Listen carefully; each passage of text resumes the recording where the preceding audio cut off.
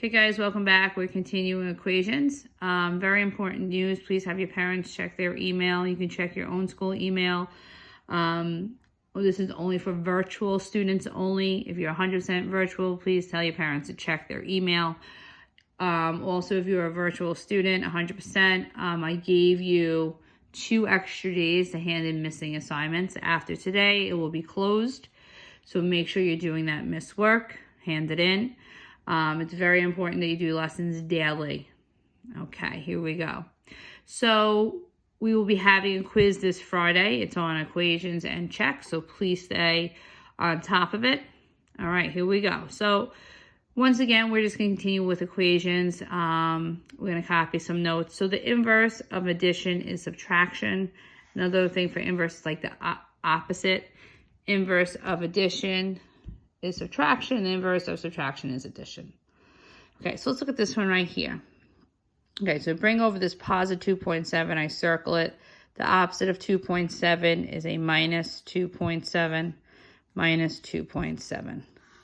We cross out. We bring y to the wall. You are allowed to use a calculator this whole unit, actually for the whole year. So make sure you're using that calculator. So when I type this in, it's a negative 10.3, and then that's a minus 2.7. Again, my answer is a negative 13. Okay, so now we're going to continue with our checks. Okay, our first dot is to rewrite. Second is to plug in. Third is to solve. Please get used to that. Okay, they write it different. I will always use rewrite, plug in, and solve. And you will see on the review sheets and on the quiz that there will be 3 dots for you. Okay, so I'm going to plug in the negative 13 here. Okay, and we're going to solve. This is what you're typing into the calculator. Type it in. And you should be getting a negative 10.3, negative 10.3, and you give it a check. Okay, so that is what we're doing for this page. Okay, just make sure you take your time. You circle. The opposite of a negative is a positive. Whatever I do to one side, I do the other. Okay, I take my time. I cross out. And I do this one mistake that you will see, that I do see often, is you've got the negative. So that's a negative 2.7 plus 1.5. When you're home, please practice using the calculator so that you know you're doing it correctly. Okay, once again, I want you to continue to draw the dots. 1, 2, 3. Label it. Okay, rewrite, plug in, solve. Okay, so we're going to plug in 1.2. And this is what you're typing in the calculator. You type it as you see it. Okay, again, negative 2.7, negative 2.7, and it works. Okay, so you're doing number 3 at home by yourself. Okay, let's turn the page. We are skipping this page. So any page with fractions, you can write skip. Okay, and now we're on page 2.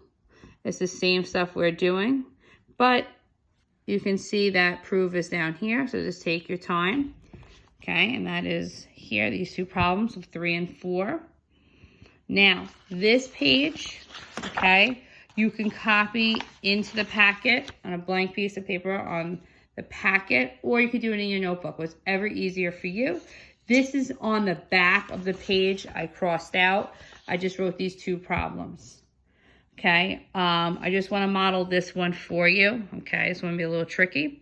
So I circle it. You must take the sign in the front. You have to. So I say to myself, like, O for opposite, what's the opposite? Plus 20. Make sure you draw your wall. Plus 20.